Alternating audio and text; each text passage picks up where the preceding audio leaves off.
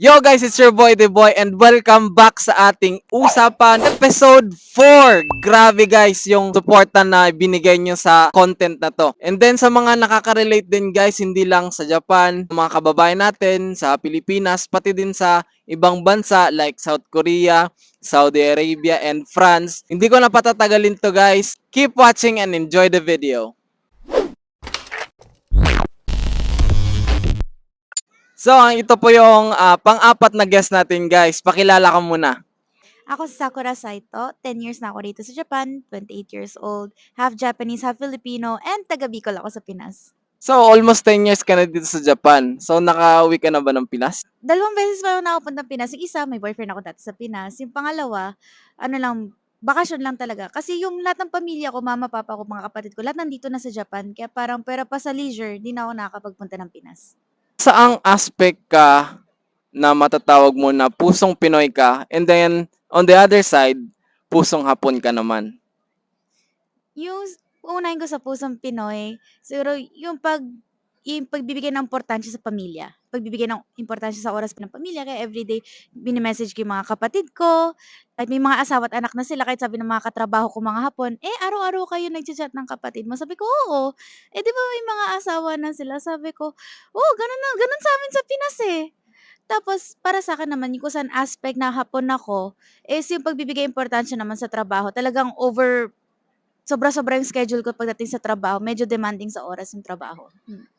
How about sa culture naman? Sa Filipino culture at saka sa Japanese culture? Pagdating sa culture, sa tingin ko yung pagiging Pinoy, yung pagiging positive lagi, nakabaon talaga yun sa kultura natin. Pagdating naman sa culture ng Hapones, pagbibigay ng importansya sa oras. Kailangan 'pag sinabing ganitong oras, kailangan nandun na ako. Tapos kahit medyo masama yung pakiramdam mo, kailangan mo pa rin talagang ipakita kasi nagbigay sila ng oras sa'yo, kailangan mo rin ibigay din yung oras mo, mag-invest ka pareho kung paano sila mag-invest sa'yo.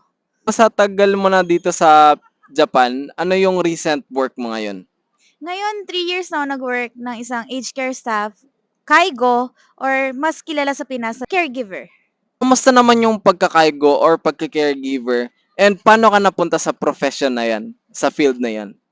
Masaya nakaka-reward kasi everyday 'pag nakikita ko yung mga alaga ko, masaya sila makita ko, excited ako. Tapos di ko sa totoo lang di ko nararamdaman na nagtatrabaho ako, feeling ko pangalawang bahay ko yung trabaho.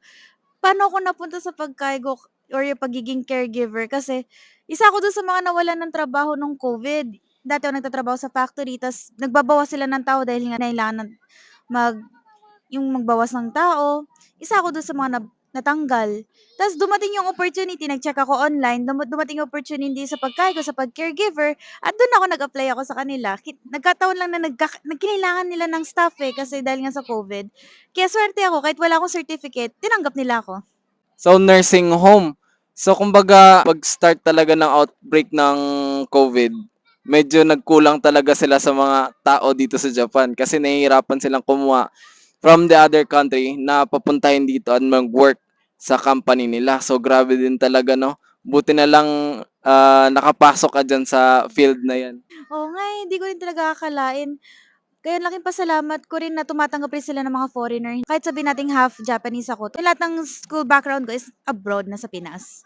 Kaya tinanggap pa rin nila ako, kaya masaya ako dun sa part na yun. Ano naman yung mahirap na part sa field mo, sa work mo as a caregiver? Kasi nung first time kong makapunta dito sa Japan as a student visa, yun yung part-time job ko. So, mga ilang days lang ako doon kasi medyo malayo sa paaralan ko and sa apartment ko. So, hindi ako nagtagal. So, ikaw, kamusta naman yung pagki-care worker mo dito sa Japan? Sa'kin, isa ako sa mga palad na malapit lang yung bahay ko dun sa trabaho ko, kaya napakadali lang sa'kin pumasok ng trabaho.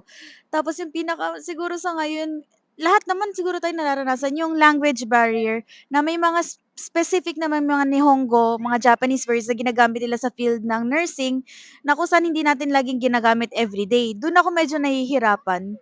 Hindi siya talaga yung physical work yung mahirap, kundi talaga yung pagod mo sa pag-iisip ng Nihongo para intindihin yung mga matatanda kasi may mga sarili din silang kanya-kanyang dialect kung saan sila galing, kung galing silang Osaka or kung taga Tokyo sila, may mga kanya-kanya silang dialect at minsan dun ako nahihirapan intindihin. Hindi lang yung normal na Nihongo, pati yung dialect din nila. Oo nga kasi 'di ba, when it comes to language, kumbaga 'di ba siyempre mga matatanda na yung inaalagaan mo. Nasa kanila yung mga salita na hindi mo alam kung Nihongo ba yun o hindi. So kung kulang ka talaga sa knowledge about sa Nihongo, hindi mo talaga maintindihan yung sinasabi na kasi mga sila yung mga inaka. Kumbaga deep talaga magsalita ng Nihongo. Oh, talagang minsan di mo maintindihan yung mga sinasabi nila. Tapos, yung iba pa sa kanila may dementia, tapos may Alzheimer's na kung saan nahihirapan din silang kontrolin yung boses nila kaya mas dagdag pa dun yung hirap sa pag-intindi kung ano yung sasabihin nila. Minsan kailangan mong intindihin kahit hindi binubuksan yung bibig nila. Sa gesture pa lang dapat malaman mo na. Itong next question naman is related din sa trabaho mo. So ano yung masasabi mo sa pagbaba ng population ng Japan and then pagdami ng mga elderlies? Sa field namin talagang madadama mo na mas marami talagang mga matatanda at kulang na kulang sa staffs, kulang sa mga workers. Pati yung mga workers na rin mga kasama ko sa trabaho, may mga edad na rin sila, yung mga nasa 60s na kung saan ine-expect mo sana may mga dumating pang mga bata. Kaya lang siguro nga dahil medyo mababang pasweldo rito na unti sa Japan sa mga healthcare workers, hindi dumadagdag yung mga staff. Yung mga matatanda lang na pumapasok sa amin yung dumarami.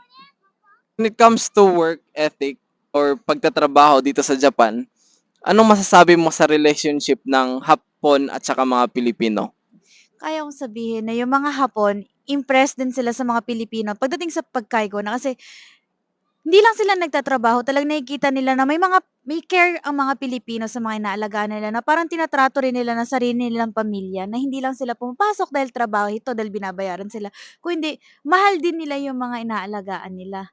At the same time, yung mga Pilipino sa tingin naman nila sa mga Hapon is andun din talaga yung work ethics na kung saan kahit wala kang ginagawa, kahit yung alam mo yun, sobrang nalinis mo na lahat, pero tuloy pa rin maghahanap pa rin yung mga Hapon ng mga trabahong kailangan nila gawin, magpupuna sila ng lamesa or maghuhugas ng mga plato. Yun, naku sa tingin ko dapat makuha ko rin yun bilang Pilipino na sana kahit walang ginagawa, kusa rin ako maghahanap ng trabaho. Dito naman tayo sa language, no? Ano yung advantage and disadvantages kapag fluent ka ng Magnihongo? Advantages is kahit yung mga araw-araw di ka na matatakot mag-travel, number one. Kasi kahit saan ka pumunta makikita mo, mababasa mo na yung mga bagay. Di ka matatakot na ikaw kusa mag-o-order ka sa restaurant, so bibilhin ka, sasabihin nila sa'yo kung magkano yung amount mo, ta's confident ka kasi naiintindihan mo yung sinasabi nila sa'yo. Oo nga no, lalo na sa mga, kunyari, ikaw lang mag-isa tapos kailangan mong pumunta sa City Hall or sa hospital or kailangan mong bumili ng mga ganito ganyan sa supermarket. So, kailangan mo talagang kabisaduhin yung Nihongo. Oo, minsan kakabahan ka talaga kasi may mga Hapon na hindi talaga sila marunong, unti lang sa kanilang nag-i-English. Kaya panay Google Translate or minsan swerte ka kunyari 'pag gesture na lang sila kung paano nila sasabihin sa'yo yung gusto nilang sabihin. Kaya laking advantage rin talaga yung 'pag may alam ka dun sa language nila. Yung disadvantages naman minsan nakaka-overwhelm na parang kahit sa sobrang nalilito ka na rin minsan sa paano ka magsasalita, minsan ayaw mo na rin makarinig. Tapos minsan kagaya tayong mga Pilipino, minsan may mga sasabihin din yung mga Hapon, isipin nila hindi ka nila naintindihan. Siyempre maririnig mo yung mga hindi magagandang bagay minsan. At since naiintindihan mo sila, minsan gusto mo 'wag na lang maintindihan kung ano yung sinasabi nila. Kahit sa trabaho ko may mga lola at lolo minsan 'pag nasa masamang mood or masama yung gising, magagalit, wala pa akong ginagawa nagagalit na. Minsan gusto ko rin na hindi rin maintindihan yung mga parteng yun. Pero yun lang yung kaya kong sabihin na medyo disadvantages rin na alam mo yung marunong ka mag-Nihongo. Last question. In this generation, paano ba marirate yung safety ng Japan? Para sa'kin bilang general na babae din is 8.5 na madali, ang daming opportunities basta hindi ka mapili sa trabaho, maraming opportunities diyan. May dark side rin na kung saan may mga issue ng stalking dito sa Japan. Tapos minsan dumarami na rin yung naiimpluwensyahan na rin ng mga ibang foreigners, na kung saan may mga pasaway rin ng mga kabataan. Pero in general, safe ang Japan para sa'kin. Nalaglag ko yung wallet ko sa train station 3 beses na, nakabalik sa'kin ng 3 beses na walang bawas sa loob. Tapos yung pagdating sa lifestyle dito sa Japan, napaka-convenient yung convenience store. Talagang pinaninindigan nila yung sinasabi nilang convenient kasi pwede mong bayaran yung electric bill mo, water bill mo, cellphone bill mo, lahat ng bill mo siguro kahit taxes mo sa convenience store lang.